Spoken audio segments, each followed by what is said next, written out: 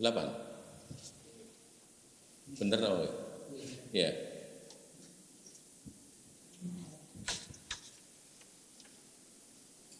Ini sudah atau baru sekarang? Sekarang ini ya. Bismillahirrahmanirrahim.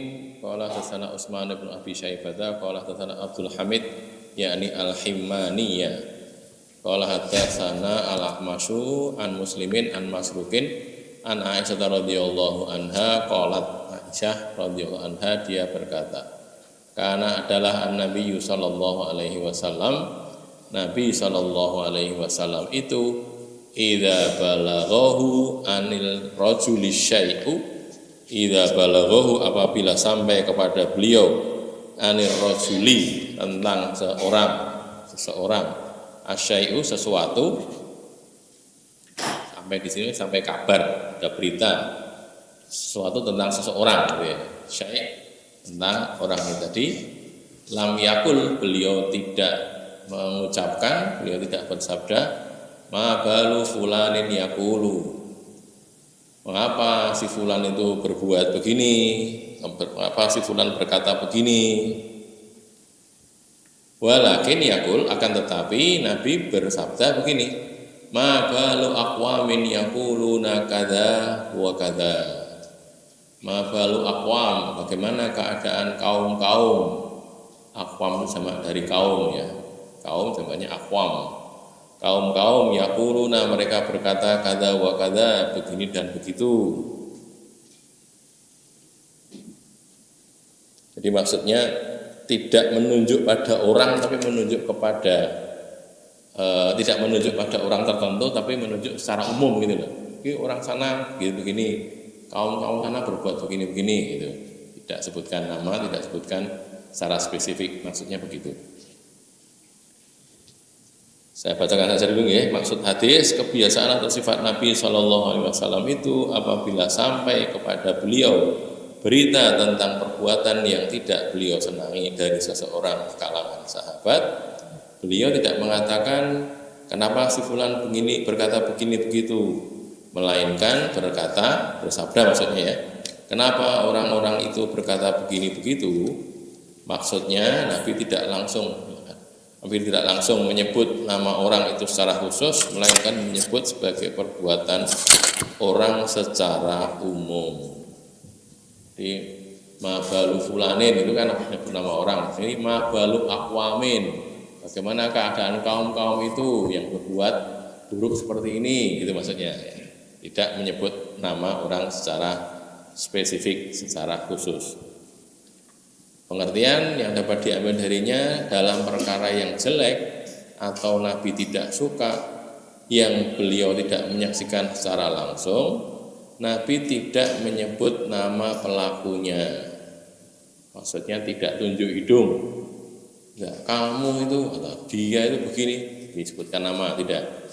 Dalam memberikan kritikan atau pengingkaran. Ini kan menjaga kehormatan orang ya. Bapak-bapak, ibu-ibu, saudara-saudara yang sekalian, kita kalau ingatkan orang itu dijaga, jangan sampai orang yang diingatkan atau dikritik itu kehilangan muka itu namanya.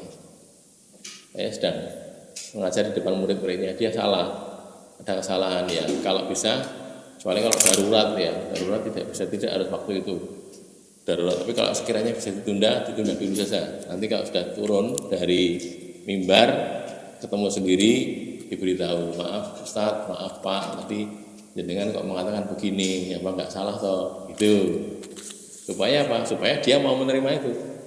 Karena kadang-kadang orang itu tidak semua orang siap untuk dilokin di depan umum gitu. Tidak semua orang siap misalnya.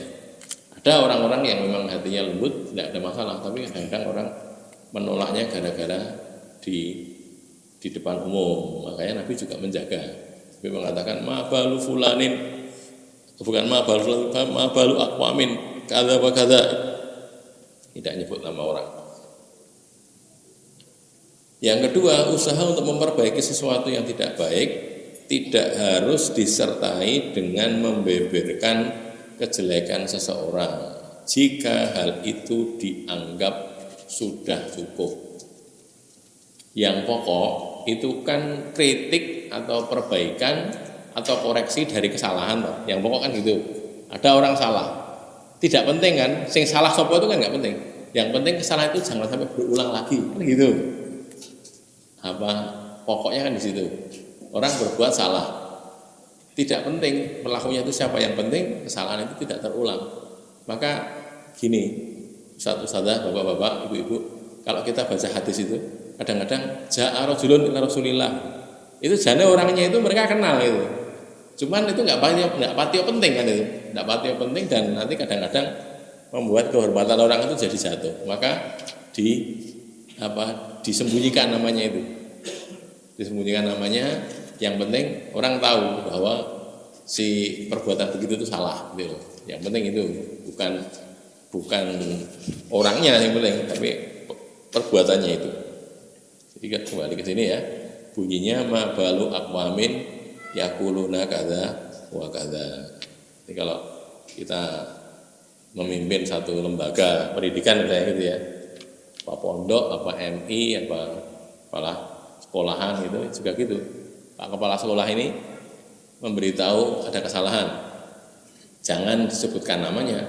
Ini begini, ada perbuatan begini ini salah. Yang benar harusnya begini. Gitu loh. Enggak usah disebutkan nama orangnya. Kan orang malu juga kan ya, permalukan di depan orang banyak. Enggak perlu, dan itu menjadikan orang jadi justru malah jadi marah dan tidak mudah memperbaiki. Tapi kalau dirahasiakan orang namanya, misalnya itu hadis faman kanat hijratuhu lidunya yusibuha aw imra'atin yankihuha, itu kan sebenarnya ada sababul wurudnya, itu ada sebab terjadinya gitu loh di situ. Tiba-tiba Nabi ngendika gitu. Itu innamal a'malu binniyat itu ya, sering kita hafal. Innamal a'malu binniyat wa innamal likulli imri'in ma nawa. Itu kan ceritanya ada orang, saya kok malah lupa namanya, disebutkan di kitab-kitab sarah itu. Ada orang laki-laki, terus dia itu mau menikahi seorang perempuan. Perempuan yang mau dinikahi ini, yang mau dilamar ini, hijrah dari Mekah ke Madinah gitu loh. Jadi kok hijrah? Hijrah dia tidak tahu sama keluarganya atau sama siapa, pokoknya dia hijrah dari Mekah ke Madinah. Maka si orang yang mau ngelamar tadi hijrah juga ke Madinah. Tujuannya biar bisa menikahi orang tadi gitu loh.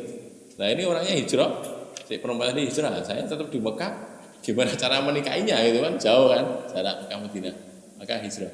Lah yang perempuannya itu sebut entah nama atau gelar atau kunyah atau nasab itu namanya Ummu Qais. Ummi Qais. Orangnya masih bujangan tapi namanya Ummi Qais. Terus orang tadi, yang laki-laki tadi itu kemudian dia hijrah untuk menikahi Ummu Qais tadi. Menikahi Ummu Qais, maka dia dikenal dengan muhajir Ummi Qais. Jadi wong sing hijrah demi Ummi Qais gitu. Karena dia hijrah untuk Ummi Qais, muncul hadis itu tadi. Aman kana hijratuhu lidunya yusibuha aw imra'atin yankihuha wa hijratuhu ila ma hajara ilaihi. Barang siapa hijrahnya itu karena dunia untuk dia dapatkan atau karena perempuan untuk dia nikahi, maka hijrahnya itu kepada apa yang dia berhijrah kepadanya, gitu ya. Nah itu saja. Sekarang takhrij, jarah dan takdil. Hadis dhaif. Abdul Hamid dhaif meskipun ada kemungkinan hadisnya menjadi hasan. Wallahu a'lam. Muslim dalam sanad ini adalah Muslim bin Subeh, bukan Muslim bin Kaisan. Kita lihat, tapi kalau dalam kutubus sittah sama seperti yang di sini ya, Albani ini mengatakan sahih. Utsman bin Abi Syaibah itu penulis Musnad itu ya, Musnad dan tafsir. Syekh Bukhari, Muslim dan Abu Dawud dan yang lainnya. Di gurunya Imam Bukhari, Muslim, Abu Dawud dan yang lainnya. Sikot ya. Kemudian Abdul Hamid bin Abdurrahman Al-Himmani, Abu Yahya Al-Kufi, wafat tahun 202 Hijriah. At-Tahdzib juz ke-6 halaman 120 nomor 241. Al-Mizan, Mizanul I'tidal juz ke-11 halaman 542 nomor 4784. Ibnu Ma'in mengatakan dia sikot tetapi lemah akalnya. Saya poin di sini ya. sikot tapi lemah akalnya. Maksudnya bagaimana? Maksudnya kurang cerdas gitu loh, kurang pinter, akalnya enggak pinter-pinter. Orangnya sikot terpercaya. Lah ini apa ya? Jadi kekurangan. Iya. Orang itu kalau maaf intelijensinya kurang, itu meriwayatkan hadis juga tidak begitu diterima gitu, karena gampangannya kecerdasannya kurang. Jadi kecerdasan itu juga berpengaruh di dalam periwayatan. Abu Dawud mengatakan dia menyeru kepada irja murji'ah. Murji'ah itu pemahamannya bertolak belakang dengan Mu'tazilah. Kalau Mu'tazilah, orang berbuat dosa besar kekal di neraka, itu Mu'tazilah. Kalau Murji'ah itu orang berbuat dosa apa saja diampuni oleh Allah.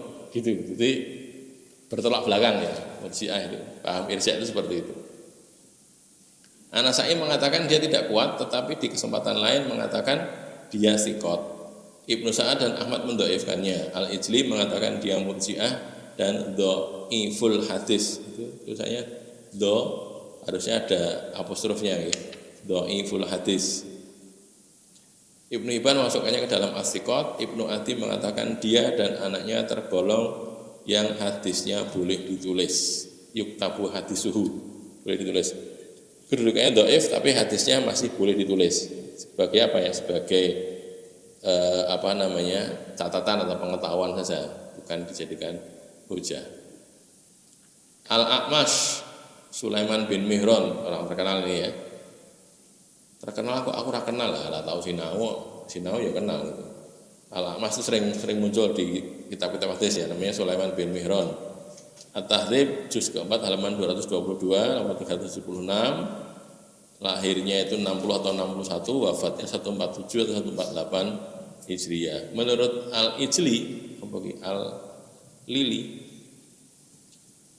Al-Ijli harusnya ya. Al-Lili.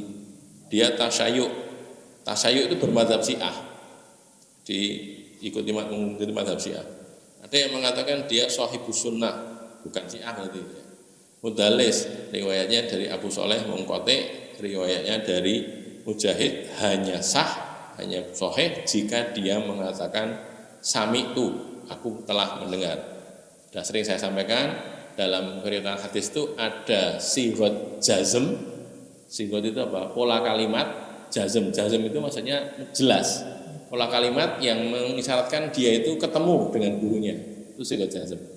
Hadasani, hadasana, sami'tu, itu begitu. Tapi kalau sighotnya sighot tamrid kayak an gitu ya, tamrid itu sighot yang tidak mengisyaratkan dia mendengar langsung, itu namanya sighot tamrid. Di sini ya sami itu aku telah mendengar, riwayatnya itu sah kalau begitu, tapi kalau tidak sah. Riwayat dari Anas itu mursal, jadi dia tidak bertemu dengan Anas, ada orang lain tapi dia tidak menyebutkannya sehingga mursal. Tidak mendengar dari Abu Sholeh, Ikrimah, Abdurrahman bin Yazid dan lain-lain. Dia sendiri sikot, tetapi harus dilihat dari siapa dia meriwayatkan untuk menentukan mungkote atau tidak. Jika tidak mungkote, hadisnya berderajat hasan. Ini kan yang mursal kan dari Anas ya, sedangkan di sini dari Aisyah, bukan dari Anas bin Malik. Kemudian masalahnya ini Muslim bin Subaih Al-Hamdani ya, ini juga orangnya sikot, tidak ada masalah. Kemudian Masruq bin Al-Ajda bin Malik bin Umayyah bin Abdullah Al-Hamdani Al-Kufi meriwayatkan dari Ibnu Mas'ud, Ibnu Umar dan Ibnu Amr, Abdullah bin Amr bin As. Ulama memuji keilmuan dan keutamaannya disikotkan oleh Al-Ijli, Ibnu Sa'ad, Ibnu Hib dan Ibnu Hibban masukkannya ke dalam as-sikot. Hanya dia tidak berjumpa dengan mu'ad. Sikot jika mungkote mursal berarti dhaif. Jadi kalau dia tidak ketemu, yang tidak ketemu ini kan Mu'ad bin Jabal, berarti dia mungkote. Tapi di sini tidak dari Mu'ad, tapi dari Aisyah. Jadi tidak ada masalah. Jadi masalahnya hanya di Abdul Hamid ini Al-Himmani ini saja. Jadi hadisnya boleh ditulis, tetapi kedudukannya dia tuh dhaif karena banyak yang mendhaifkan dia. Kalau dikatakan murji'ahnya ini itu tidak menjadikan dhaif, enggak. paham irja itu tidak mengeluarkan orang dari agama Islam, gitu ya. Syiah, Mu'tazilah juga, Syiah juga iya. Hanya saja ada di kalangan orang-orang itu yang istilahnya apa itu, keterlaluan gitu ya, keterlaluan atau apa istilahnya, bahasanya itu apa, fanatik itu bahasanya Arab apa itu, muta'anitan atau apa, jadi mutatorif, jadi keterlaluan dalam mazhabnya itu sampai menjadikan dia kafir. Kayak ini yang cerita malah Habib Rizik. Habib Rizik saya pernah dengar cerita, tidak tahu itu di tablik atau di waktu kolom terbatas itu. Dia cerita, saya itu 7 tahun di Arab, di Riyadh kan beliau ya, kuliahnya di Universitas Ibnu Sa'ad di Riyadh itu. Tidak dituduh sebagai Wahabi. Nah saya 7 hari di Iran dituduh sebagai Syiah. Habib Rizik cerita gitu. Saya lupa itu di tablik atau di forum terbatas. Terus dia cerita, itu saat waktu saya di Iran itu, saya dapati polisi-polisi Iran itu menangkapi sekte pentolan, sekte ekstrim di Syiah, yang mereka itu menuhankan Ali, ditangkap oleh polisi Iran. Itu wong kafir gitu. Jadi menuhankan Ali dikatakan sebagai Tuhan gitu loh, didewakan sebagai Tuhan. Sama sebagaimana orang yang mengatakan malaikat Jibril itu salah gitu loh. Kan memang ada malaikat Jibril itu salah dalam memberikan wahyu. Kudunya yang Ali, keliru yang Nabi gitu, Nabi Muhammad. Itu juga tidak masuk akalnya. Lah ketika Nabi Muhammad usia 40 tahun tuh Ali baru 7 tahun loh. Masa malaikat Jibril keliru, cah cilik ada wong tua ya, banget ya. Itu sudah enggak masuk akal juga. Artinya ada yang sampai kayak begitu. Dan dia cerita, Habib Rizik cerita, loh itu saya lihat sendiri kok, saya tahu itu orang-orang itu ngapain tuh polisi itu jadi tangan itu menangkap itu loh orang-orang, mereka itu mendewakan Ali, menuhankan Ali gitu. Jadi kalau sampai ketika itu ya semua sepakat itu kafir. Cuma masalahnya kalau hanya yang terjadi itu kan hanya melebihkan Ali dibanding Abu Bakar dan Umar, tidak kafir itu, kan tidak kafir. Lah mosok Abu Bakar sama Umar kalah sama Ali. Lah kan masalah itu saja. Memang mereka begitu kok. Ali itu lebih tinggi kedudukannya daripada Abu Bakar dan Umar. Begitu. Nah, kalau itu bahwa kita tidak setuju lain soal, tetapi bahwa itu jadi kafir nanti dulu gitu. Tidak bisa kita mengatakan kafir kalau cuma sebegitu.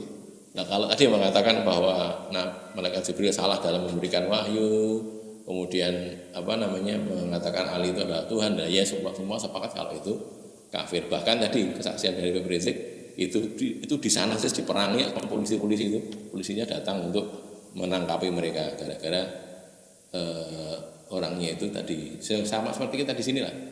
Kita di sini yang ngakunya ahlu sunnah wal jamaah ya, saya kan bilang ngakunya ahlu sunnah wal jamaah itu.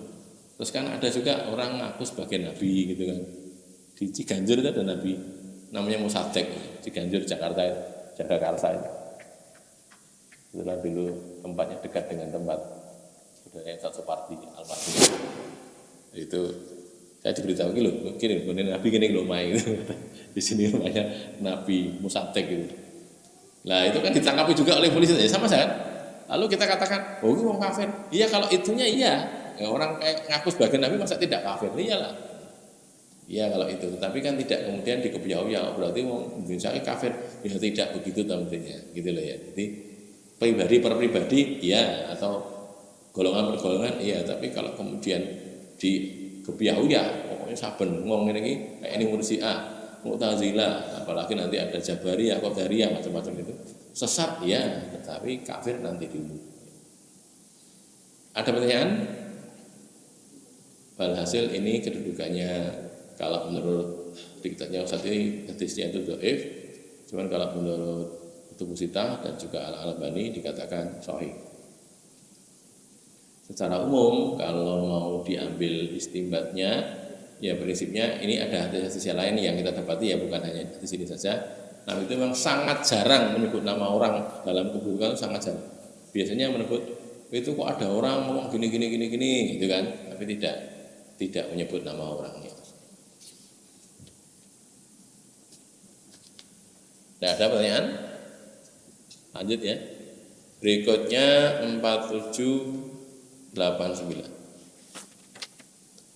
Qala hadatsana Ubaidullah ibnu Umar ibnu Maisarah qala hadatsana Hammad ibnu Zaidin qala hadatsana Salam al-Alawi qala an Anasin anna rajulan, bahwasanya seseorang laki-laki dakhala ala Rasulillah sallallahu alaihi wasallam, masuk kepada Rasulullah sallallahu alaihi wasallam.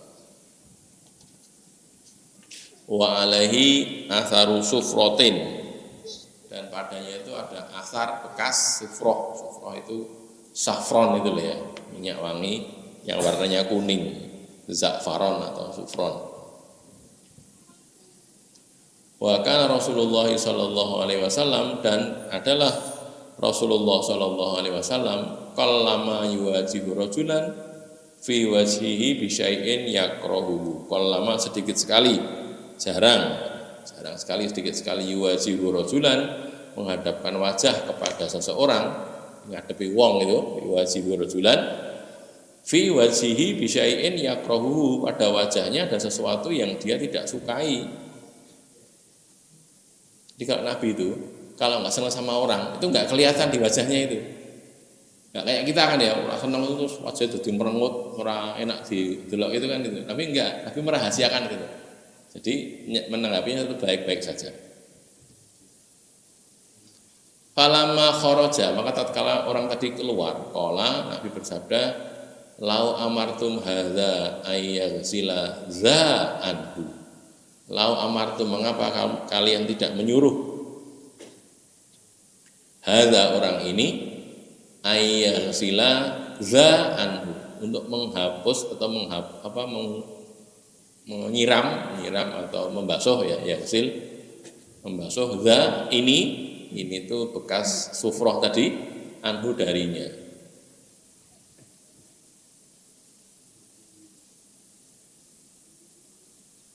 Kalau Abu Dawud berkata, Salam, kan ada nama Salam al-Alawiyu itu kan ya.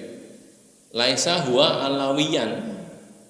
Dia itu bukan seorang Alawi. Alawi itu maksudnya keturunannya Ali.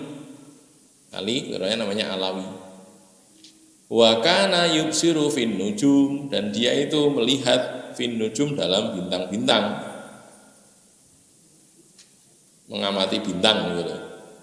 Wa syahida inda Ati ibni Artoh ala ru'yatil hilal, dan dia bersaksi inda Ati bin Artoh, di hadapan Ati bin Artoh ala ru'yatil hilal, atas penglihatan hilal. Falam yujiz syahadatahu, maka Adi bin Artoh tidak membolehkan syahadatahu, persaksiannya, tidak diterima persaksiannya. Albani mengatakan hadis ini dhaif. Di sini juga dikatakan hadis dhaif. Silakan dibaca.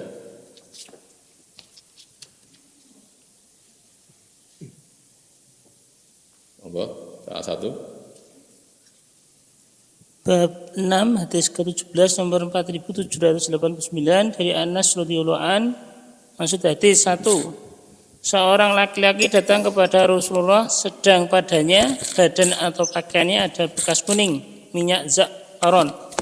2. Waktu itu Rasulullah tidak menunjukkan sikap tidak senang kepada laki-laki itu, karena memang beliau tidak biasa atau jarang menunjukkan sikap tidak senang kepada tamu beliau. 3. Setelah orang itu keluar, Rasulullah menganjurkan, bukan memerintah, agar ada yang menyuruh orang itu tadi membersihkan bekas minyak za'faron itu dari tubuh atau pakaiannya. Catatan, At-Tabrani meriwayatkan dari dalam Mujamul Awsat juz 1 halaman 399 sampai 400 nomor 702 dhaif, bahwa Rasulullah menolak membaiat seorang laki-laki yang padanya ada bekas sufroh dan mengatakan bahwa itu lebih layak untuk perempuan. Dalam Musnad Al-Bazzar juz 8 halaman 143 hadis 654 dan juz 8 halaman 147 hadis 6549 13 halaman 147 hadis 6549 juga Al-Bukhari juz 3 halaman 68 sampai 69, kitab 34 Al-Buyu bab 2 hadis 2048 ada riwayat bahwa pada Abdurrahman bin Auf ada asar sufrah dan tidak ada pengingkaran atasnya. Wallahu a'lam. 4. Abu Daud menerangkan bahwa rawi dalam hadis ini yang namanya Salmun al-Alawi itu bukan dari keluarga Alawi, keturunan Imam Ali, melainkan pegiat dalam perbintangan, dan karenanya dinisbatkan kepada al-Alawi ketinggian karena bintang-bintang tempatnya di atas. Salmun ini pernah menyaksikan ru'yatil hilal pada masa Adi bin Artoh, tetapi kesaksiannya ditolak. Baik, ini isinya dulu ya. Seorang laki-laki datang, ada bekas kuning minyak za'faran, minyak sufroh. Jadi ada, ya silakan. Minyak sufroh atau minyak za'faran itu minyak yang biasa dipakai oleh kaum perempuan. Jadi kalau orang Arab itu dari dulu dikenal, kalau minyak wanginya kaum laki-laki itu baunya harum, menyengat gitu, tapi nggak ada warnanya. Kalau minyaknya kaum perempuan, baunya nggak begitu menyengat, tapi ada warnanya, gitu ya. Kita berhenti dulu untuk dengarkan azan.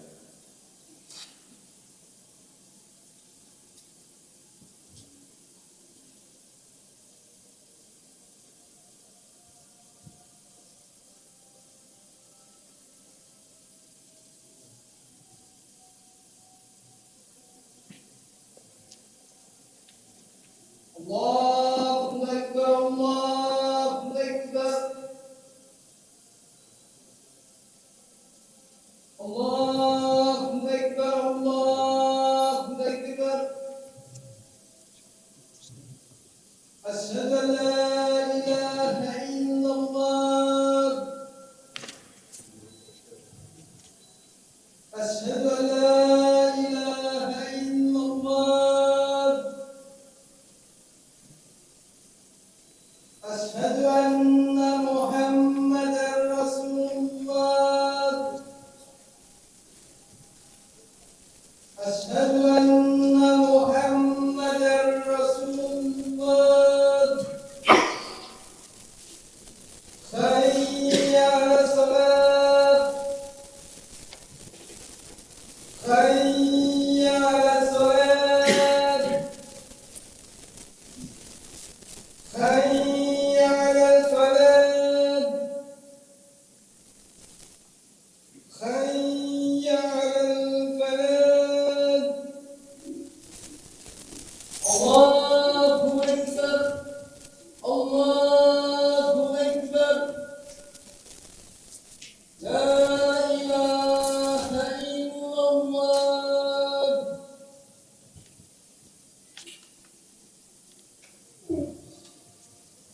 Saya ulangi lagi. Jadi kalau perbedaan minyak wanginya kaum wanita dan kaum laki-laki, kaum pria semacam itu, kalau minyak wanginya kaum pria itu berbau, baunya itu menyengat, harum maksudnya ya, tercium dari agak jauh gitu, tapi tidak ada warnanya. Kalau minyaknya kaum wanita itu ada warnanya, baunya enggak begitu menyengat gitu loh. Memang begitu ya dikenal.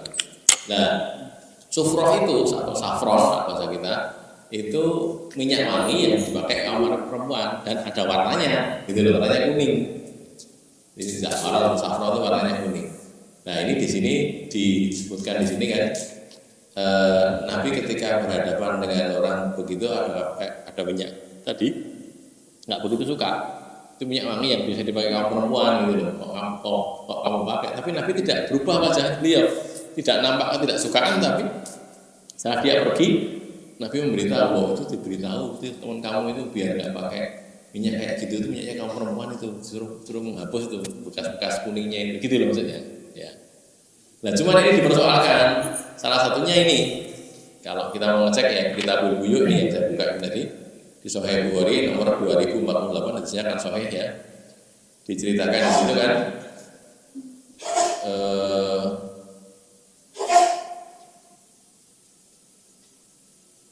ceritanya Abdurrahman bin Auf ini ya, yang sangat terkenal itu kan, ketemu dengan Sa'ad bin Rabi'. Sa'ad bin Rabi' itu adalah seorang Ansor yang berkhidmat, yang membantu beliau Abdurrahman bin Auf ini.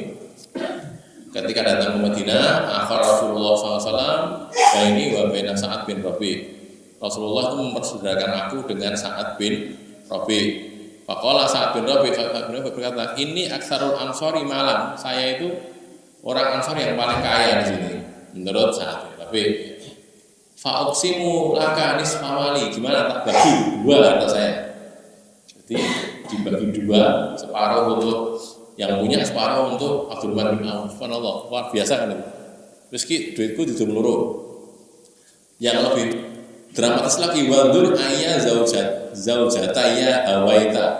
Kamu lihat di antara dua istri saya itu, kamu yang lebih tertarik yang mana? Nazalatul laka anha. Nanti tak ceraikan untuk kamu. Jadi saya ceraikan setelah masa iddah biar menikah dengan kamu. Itu begitu. Faidah halal tazawwajta, kalau sudah halal, sudah selesai masa iddahnya, kamu sudah menikahinya. Terus apa kata Abdurrahman? Kalau Abdurrahman bin Auf ini, la hajata li fi dzalika. Aku tidak butuh itu. Hal min sukin fihi rijal. Apakah ada pasar yang di situ ada perdagangan? Pasar yang urip itu namanya ya, pasar yang hidup yang ada perdagangan itu. Kalau Sa'ad bin Rabi' mengatakan su'u koin kok ada. Pasarnya Bani Koinko, ini Bani Yahudi ini ya, orang Yahudi, Bani Koinko. Terus ini yang berkata rawinya ya, rawinya kan Ibrahim saat bapaknya kakeknya, jadi saat bapaknya saat itu si Fahoda ilahi, maka berangkat awal ke sana Syekh Abdurrahman. Fa'utiya bi'akitin wa samin, lalu fa'ata dia datang dengan keju dan samin, minyak samin mentega. Qala summa taba'al wudhuwa, kemudian dia terus-menerus datang pagi. Famalabitha anja Abdurrahman alaihi atharu sufrotin lainnya, dia ambil ini. Tidak lama kemudian, maksudnya beberapa waktu kemudian, tidak tahu berapa lama, tapi nggak begitu lama, Abdurrahman itu datang menemui Nabi itu sudah dalam kakek atharu sufroh ini, ada bekas kuning, ini kan. Lalu Rasulullah SAW berkata, tazawwajta, kamu udah nikah, gitu loh. Tanya pada Abdurrahman bin Auf, kok enak kuning-kuning wis nikah tau ya? Gitu. Ini nanti dibahas dalam syarah ya. Kok dikatakan nikah kenapa? Karena itu minyak wanginya kaum perempuan. Nek wong lanang keneng berarti dia kena suka bojone gitu loh maksudnya. Bukan kok apa dia pakai minyak saffron, enggak, cuman kan dia udah nikah, bersentuhan dengan istrinya, dia pakai minyak saffron sehingga sebagian menempel di tubuhnya gitu loh. Itu gitu. Dan Nabi tidak memarahi itu. Nah, makanya tadi dibalik sini ya.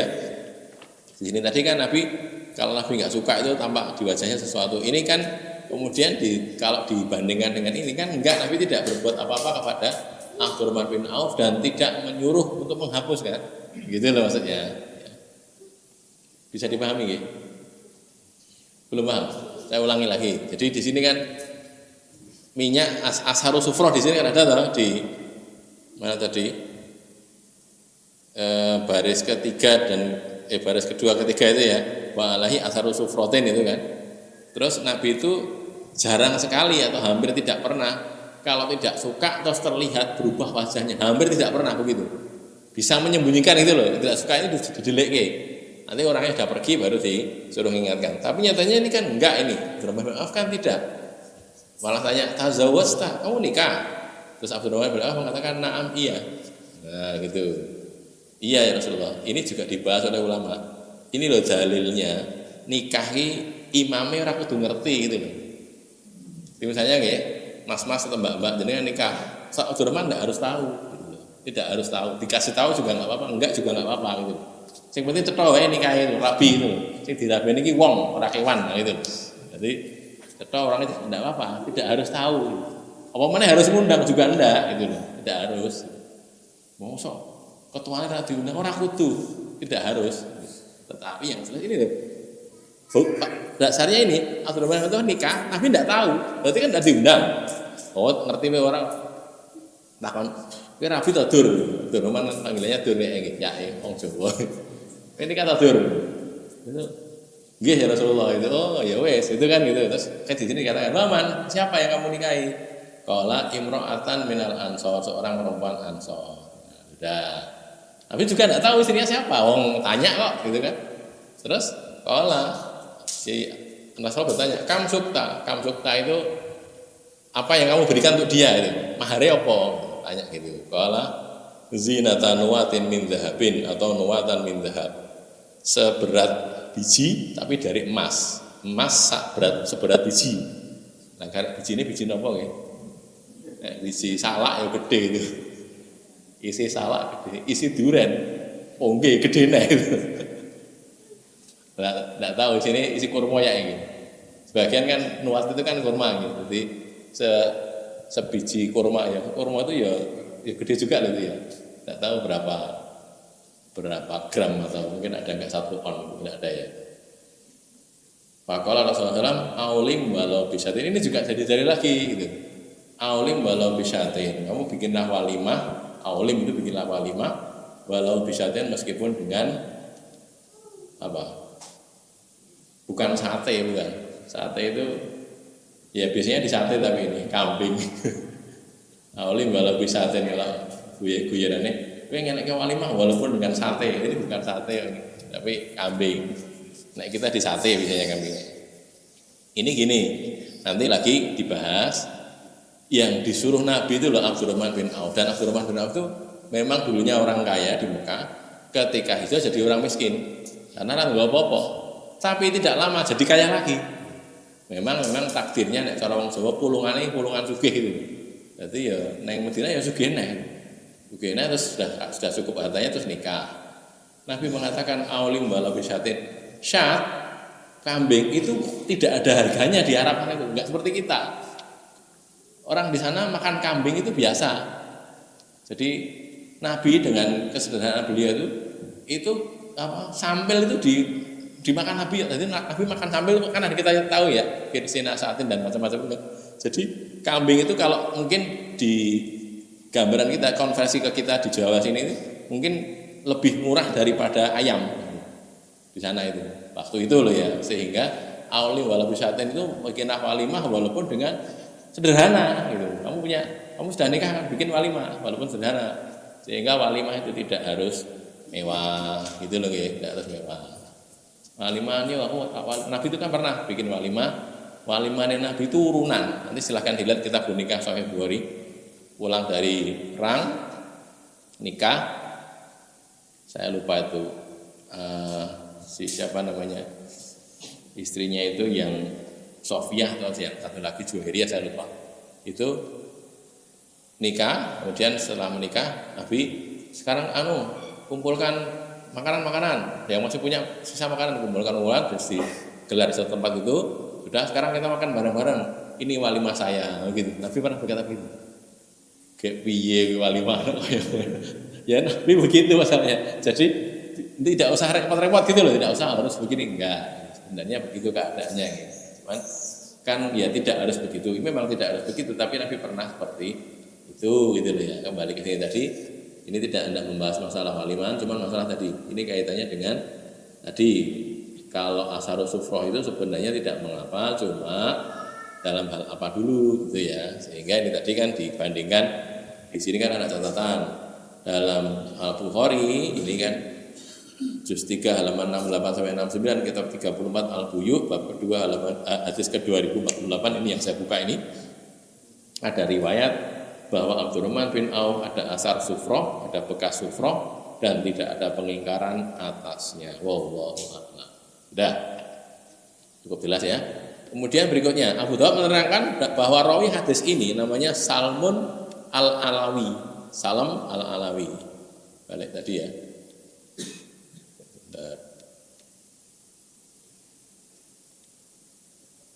Nah ini kan Salmun al-Alawi. Ya ini Al-Alawi di sini itu bukan karena dia itu keturunan Ali, bukan. Karena keturunan Ali itu juga disebut dengan Alawi. Cuman di sini maksudnya dia itu orang yang suka mengamati masalah perbintangan, bintang-bintang di atas tuh. Jadi misalnya letak bintang ini di sini gitu menunjukkan begini dan begitu gitu. Kita ada ilmu-ilmu seperti itu. Ini untuk menunjukkan arah utara, arah selatan dan sebagainya. Nah, maka karena dia suka mengamati gitu disebut alawi. Bukan dinisbatkan kepada ali tapi kepada a'la, aliyun atau yang tinggi gitu. Karena gayane dulu bintang yang dhuwur namanya alawi. Iki wong-wong dhuwur, wong dhuwur ora kok kedudukannya tinggi. Gayane ndelok sing bagian atas-atas gitu loh maksudnya. Ya, jadi jangan disalahpahami. Maka di sini terangkan Abu Dawud, salmun laisa huwa alawiyan karena yubsiru fin nujum. Mereka dia itu suka mengamati bintang-bintang, maka disebut alawi. Terus ini tidak ada hubungannya sebenarnya. Dia itu pernah mempersaksikan melihat hilal tapi ditolak kesaksiannya itu gitu ya. Jadi bukan karena dia itu dianggap fasik, tidak ya, cuman kan bisa diterima bisa ditolak kesaksian itu, terutama kalau dianggap meragukan gitu. Meragukan mana itu POB bela-belu sana, wah sak anu rek sing weruh hilal aku weruh dhewe, wah weruh hilal aku. Hilalnya yang kidul, apa ya nang hilal yang kidul, itu dulu apa yang kidul? Aku dulu anak tenang, hilal yang kidul, ya enggak lah. Hilal mestinya di ufuk sana, di ufuk barat ya. Agak ke selatan sedikit mungkin, selatan dari titik barat, tapi bukan kok neng kidul ya enggak. Dulu parang tritis itu kan, di dekat parang tritis itu ya, dulu sana terus kami hilalan gitu ya. Kami hilalan, ketok-ketokan hilal, bukan salah kalau gitu ya. Contohnya begitu, tapi saya tidak mengatakan ini begitu, tidak, cuman begitu keadaannya. Baik, silakan diteruskan pengertian yang dapat diambil darinya. Pengertian yang dapat diambil darinya: 1. Rasulullah biasa memperlihatkan wajah cerah, tidak masam, dan tidak menunjukkan sikap tidak senang kepada tamu. 2. Rasulullah tidak langsung menegur sesuatu yang tidak beliau sukai selama itu bukan perkara maksiat, sekiranya itu dianggap bisa membuat tamu tidak nyaman atau terpermalukan. Wallahu a'lam. 3. Dalam hal melihat pada saudaranya ada sesuatu yang dianggap kurang patut tetapi bukan maksiat, boleh mengingatkan atau menyarankan secara tidak langsung atau secara lembut untuk memperbaikinya untuk bisa menjadi lebih patut. 4. Perawi dan atau mukharid hadis ada kalanya menjelaskan jati diri dan sifat-sifat perawi lain yang hadisnya dia riwayatkan untuk menghindarkan kesalahpahaman. Ya, ini sudah kita bahas tadi ya, wajah cerah, tidak masam, tidak menunjukkan sikap tidak senang kepada tamu. Ini juga berat ya, apalagi kalau kita berhadapan dengan orang yang tidak kita sukai. Itu kadang-kadang orang tidak bisa menyembunyikan itu, tapi bisa. Nah, kita mestinya berusaha untuk juga bisa begitu. Terus tidak menegur sesuatu yang tidak beliau sukai, tidak langsung, selagi itu bukan maksiat. Tapi maksiat beliau langsung menegur, ini salah, benarkan begini. Tapi kalau bukan maksiat, hanya sesuatu yang kurang patut saja, mungkin bisa di waktu lain atau ketika sudah tidak di depan orang lain supaya tidak terpermalukan, tidak jadi malu orangnya tadi, terpermalukan. Dalam hal melihat saudaranya dianggap kurang patut, itu mengingatkan secara tidak langsung, lembut, memperbaikinya untuk bisa menjadi lebih patut. Takhrij jarh dan takdil, silakan. Takhrij jarh dan takdil hadis dhaif dalam kutubus sittah dikatakan dhaif. At-Tirmidzi mendhaifkan. Qalan At-Tirmidzi dan An-Nasa'i mengeluarkannya. Wallahu a'lam. Kata Basamilah. SK itu. Kata Basamilah. Saya tidak tahu ini SK-nya apa. 9.900 KS mestinya ya, Kutubus Sittah. Bukan SK tapi KS barangkali. Nggih, silakan. 9.993 sampai 9.994. Ahmad 12.390, 12.595, 12.649. Ubaidullah bin Umar bin Maisyarah al-Jismi maulahum al-Qawariri Abu Said al-Basri, masa hidup 150 sampai 231 atau 233 atau 244 Hijriah. 234 Hijriah. At-Tahdhib juz 7 halaman 40 sampai 41 nomor 72. Syekh Al-Bukhari, Muslim, Abu Daud dan lainnya. Thiqat. Hamad bin Zaid bin Dirham Al-Asdi Al-Basri, masa hidup 98 sampai 179 Hijriah. At-Tahdhib juz 3 halaman 9 sampai 11 nomor 13. Thiqat subut diterima oleh imam-imam ahli hadis, hanya saja tidak mendengar apa-apa dari Abil Milzam. Sahih selain dari Abul Mihzam. Salmun bin Qais Al-Alawi Al-Basri, At-Tahdhib juz 4 halaman 135 sampai 136 nomor 227. Al-Mizan juz 2 halaman 186 dan 187 nomor 3378 dan 3382. Al-Aun juz 13 halaman 145. Diriwayatkan Ibnu Ma'in mendhaifkan, tetapi ada riwayat lain dia mensikotkan. An-Nasai berkata dia tidak kuat. As-Saji mengatakan ada kelemahan padanya. Salmun ini pernah ia menyatakan melihat hilal 2 malam sebelum orang banyak menyaksikannya. Ibnu Qais Al-Basri tidak berhujjah dengan hadisnya dhaif. Nah, ini ya, tentang hadis ini. Jadi 2 malam sebelum orang melihatnya. Jadi tanggal 29 gitu kan ya, orang melihat. Ini dia menyaksikannya itu tanggal 27 gitu loh. Karena orang ngomongnya ditolak. Aku wis ora hilal lah, iki tanggal piro iki? 17. Aku ora tenan kok. Ya, bukan hilal mungkin. Tapi tadi kami hilal tadi. Kaya-kaya ndelok hilal. Sama juga namanya hilal itu kan bulan Sabit nggih, bulan Sabit. Aku ndelok ketok kayak bunder keplong loh, dudu hilal kuwi, bunder keplong apa telo apa namanya? Jenenge itu. Apa bakso ya ini. Bukan hilal. Contohnya begitu. Ini ditolaknya gara-gara itu. Baik, hadisnya dhaif. Ada pertanyaan?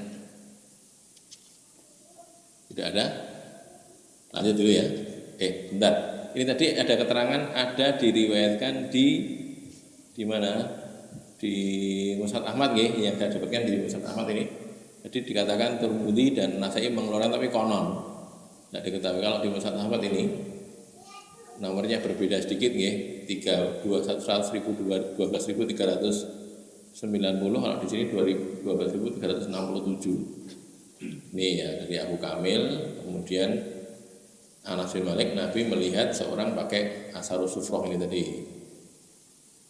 12.367. Terus bahkan layakasu hampir tidak pernah yuwajihu ahadan biwajihi bisain yakrahu, sama kan? Ini yang di Musnad Ahmad. Kemudian yang 12.473 ini juga sama dengan yang tadi. Anas bin Malik juga ini ya, dengan anak Anas. Takhala ala Nabi rajulun wa alaihi sufratun fakariha, tapi tidak suka. Fala maqama rajulun, ketika orang itu berdiri, kalau Nabi sallallahu alaihi wasallam ashabihi, berkata Nabi kepada sebagian sahabatnya, lau amartum hadza ayyata hadhihi sufra.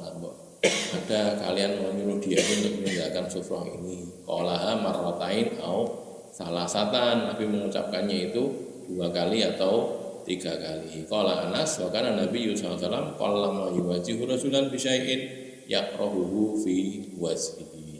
Ya, ini takhrisnya ya di kitab lain, di kitab Sunan Ahmad, Musnad Ahmad, maaf, yang ini yang Sunan Abi Dawud, yang putih ini, yang hijau ini yang Musnad Ahmad. Tahu di 12.628 ini juga sama ya. dari Anas bin Malik juga dari Salmun al-Alawi kan ini ya. Salmun al-Alawi, Nabi melihat seorang laki-laki ada bekas sufra, asarus sufra, falama koma, ketika dia sudah berdiri pergi, Nabi mengatakan lau amartum hadza fa wasala anhu hadhihi sufra. Bahwa kalian nyuruh orang ini supaya menghapus, supaya membasuh bekas sufrah tadi. Qala wa kana la yakatu yuwajibu ahadan fi wajhihi bi syai'in yakrahu. Nabi tidak pernah, sangat jarang itu menampakkan sesuatu yang tidak disukai di depan orang lain. Tidak ada pertanyaan? Tidak ada nggih? Berikutnya 4790. Masih ada waktu. Selesaikan ya. 4790. Qala hadatsana Nasr ibnu Ali qala akhbarani Abu Ahmad qala hadatsana Sufyan qala an al-Hajjaj bin Furafisah. Qala an rajulin qala an Abi Salamah qala an Abi Hurairah hak tahwil, hak pergantian sanad ini ya. Wa hadatsana Muhammad bin al-Mutawakkil al-Asqalani qala hadatsana Abdul Razzaq qala akhbarana Bishr ibn Rafi' qala an Yahya bin Abi Katsir qala an Abi Salamah qala an Abi Hurairah. Dari Abu Salamah, dari Abu Hurairah sama. Kalau di sini disebutkan awalnya dari Muhammad bin al-Mutawakkil. Di sini Nasr bin Ali, di sini yang sanad berikutnya dari Muhammad bin al-Mutawakkil al-Asqalani terus sampai ke siapa? Abu Salamah Abu Hurairah. Rafa'ahu jami'an, keduanya itu merofakkan semuanya. Di baik yang jalurnya Muhammad bin al-Mutawakkil ini ya, besarkan ya, dan jalurnya Nasr bin Ali, dua-duanya itu merofakkan sampai kepada Nabi SAW. Ini kan dari Abu Hurairah. Terus qala Rasulullah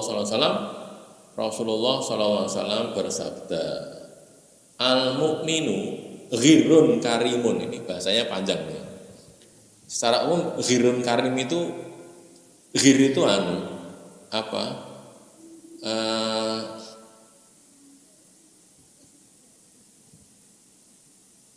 mulia, yang mulia yang karim ya.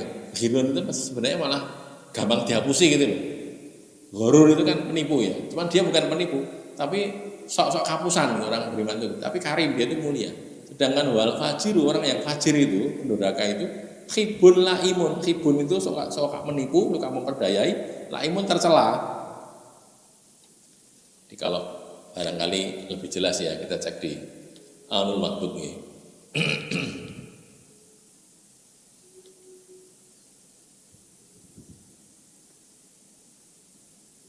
Ini ya, saya bukakan nih.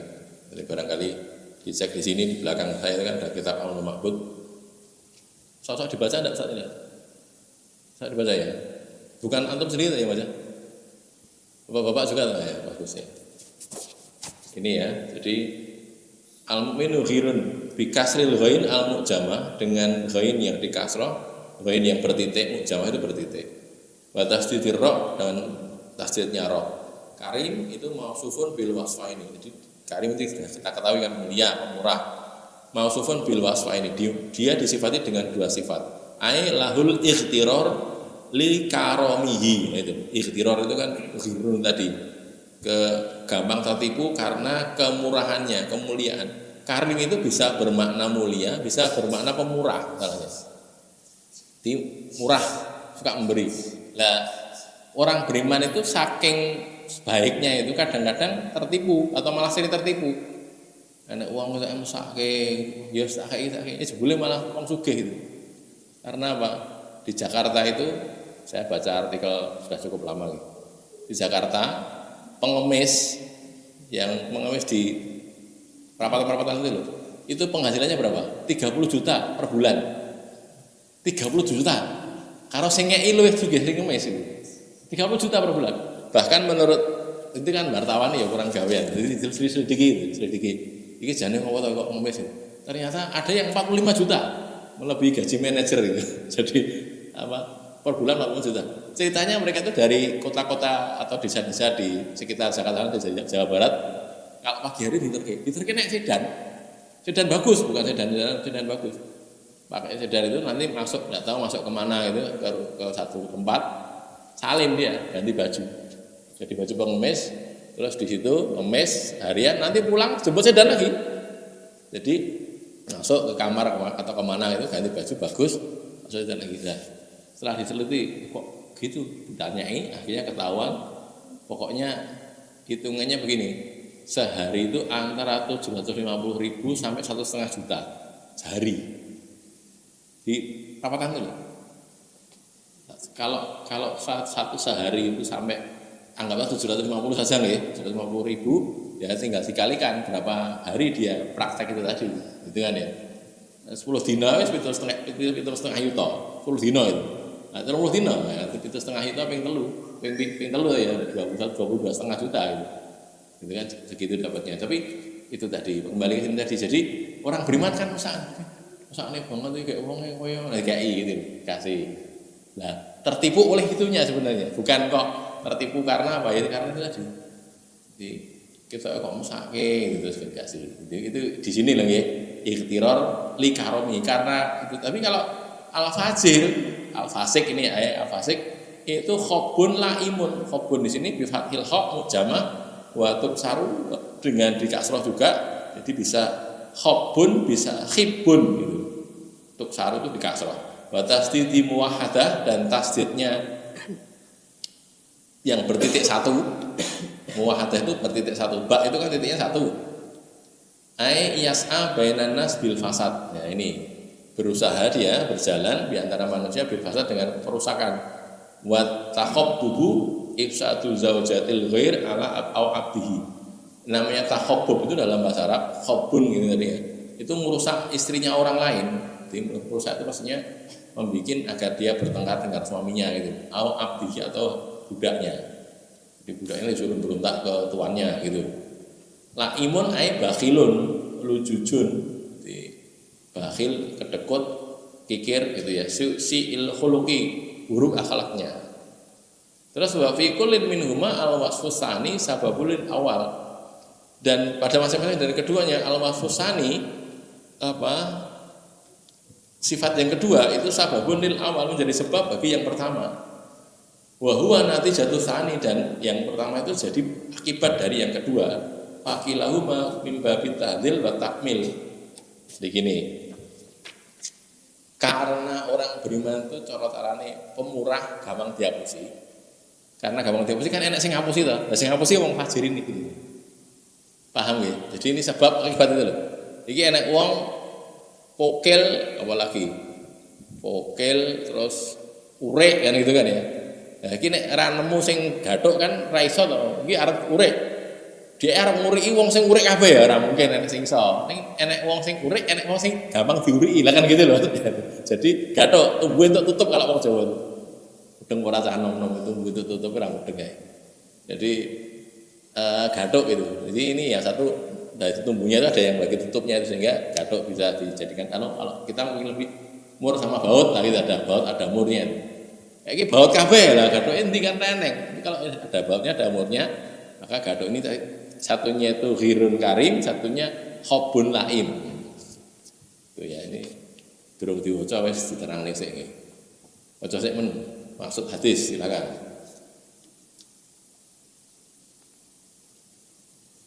Tak baca saya ya, silakan. Maksud hadis 1. Orang beriman itu mempunyai sifat utama mulia. 2. Orang jahat atau berdosa itu mempunyai sifat penipu, keji, pencela. Pengertian yang dapat diambil darinya 1. Orang yang menjalankan al-Islam dengan benar tidak akan atau sengaja melakukan perbuatan yang tercela, baik di hadapan Allah maupun di hadapan manusia. 2. Orang yang pada dasarnya jahat itu menyimpan sifat-sifat buruk yang sewaktu-waktu akan muncul atau tampak atau ketahuan di hadapan orang banyak. Tahrij, jarah dan takdil hadis dhaif.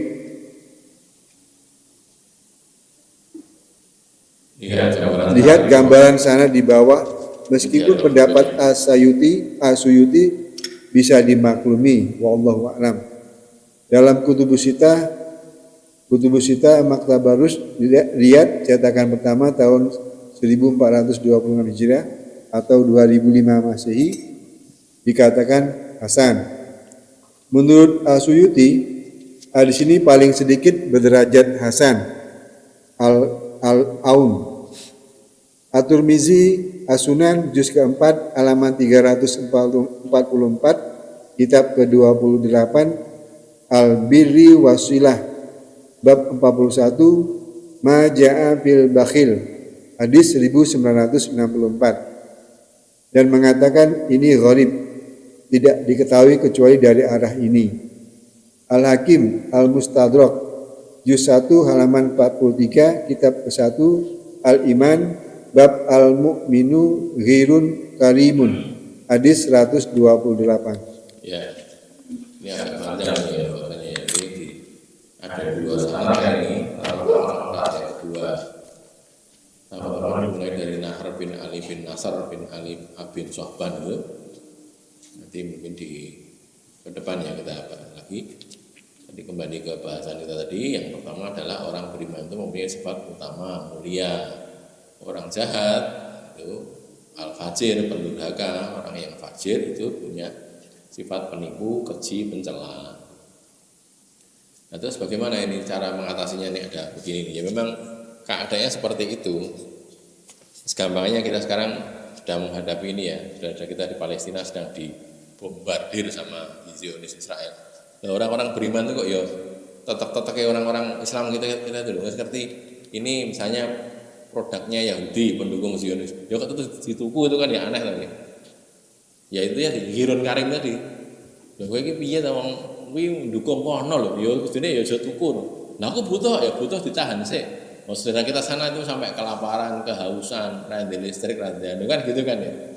Harusnya kita berpikir begitu, berpikirnya sing yang bisa kita lakukan untuk melemahkan mereka itu gimana gitu loh. Itu jangan diam saja, tapi kita berusaha. Caranya apa? Bisa ngirimkan dana, tidak bisa ngirimkan doa, atau bisa apa lagi? Ini ada produk tertentu, ini mendukung Zionis, mendukung Israel dan sebagainya. Sudah kita berhenti, jangan menggunakan itu gitu ya.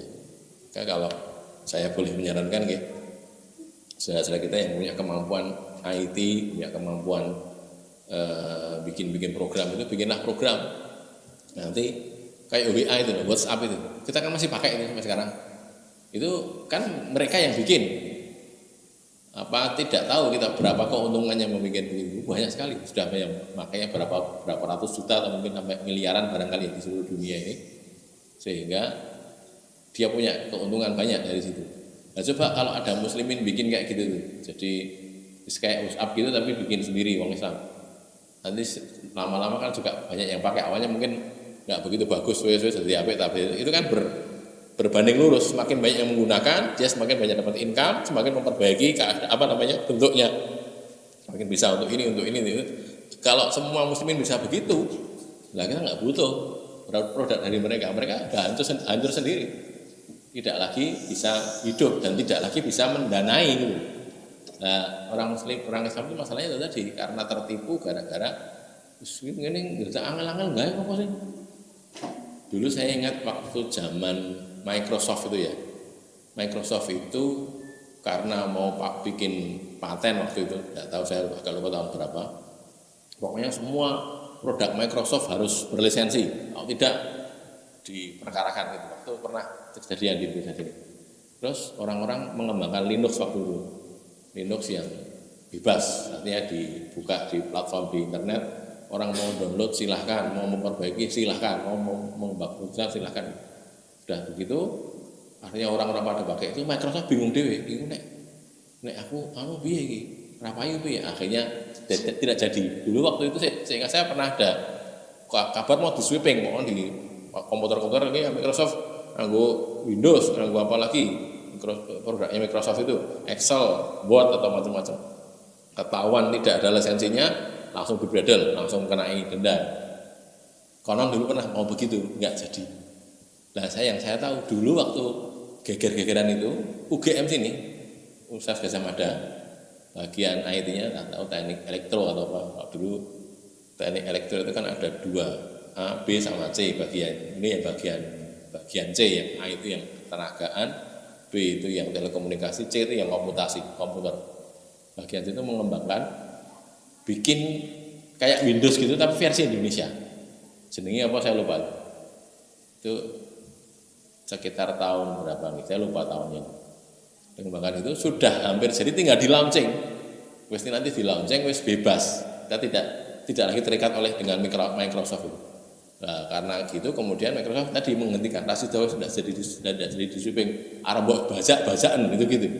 Akhirnya berhenti program itu. Nggak jadi karena kalau ini Microsoft betul-betul mempraktekkan itu, orang nggak pakai Microsoft kecuali harus beli. Kita melaunching itu jadi payu, jadi laku gitu loh. Kan di pasaran. Walaupun masih kurang-kurang dikit, nanti lama-lama juga laku karena orang terpaksa pakai itu. Gara-gara itu kemudian dihentikan, sudah.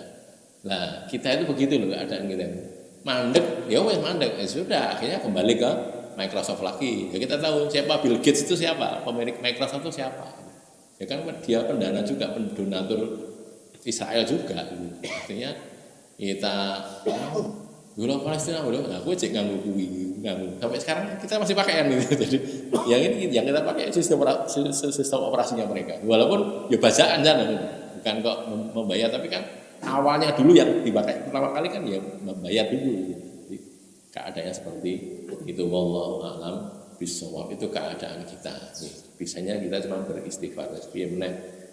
Makanya tadi saya katakan, yang punya kemampuan di situ silahkan kembangkan kemampuan itu untuk tujuan perjuangan. Ada perjuangan di situ tuh, ada besar itu.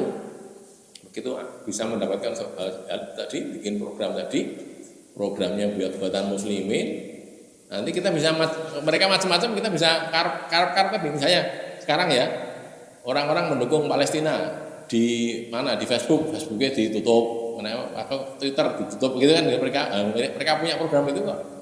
Nanti kita punya program yang pakai orang seluruh dunia, enak macam-macam. Tahu LGBT, bisa kan gitu ya, tutup kan gitu harusnya. Kita bisa begitu kalau program itu milik kita. Masalahnya tidak kan, justru karena. Baik, sampai di sini ada pertanyaan barangkali? Tidak, silakan.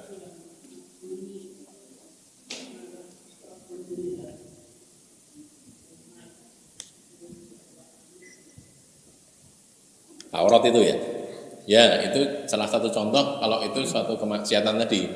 Jadi kalau itu satu hal yang maksiat, beliau memang menunjukkan itu. Kalau ini kan tidak, bukan hal yang maksiat. Jadi cuma rapatut gitu, rapatut dilakukan. Kalau tadi di samping itu juga karena sing hidup itu Umar di blok gitu tidak akan marah. Di empan orang juga, orangnya mungkin ini beda ini, makanya dihadapi dengan cara yang berbeda. Ada lagi? Qul qouli hadza astaghfirullah li wa lakum alhamdulillahirabbil alamin.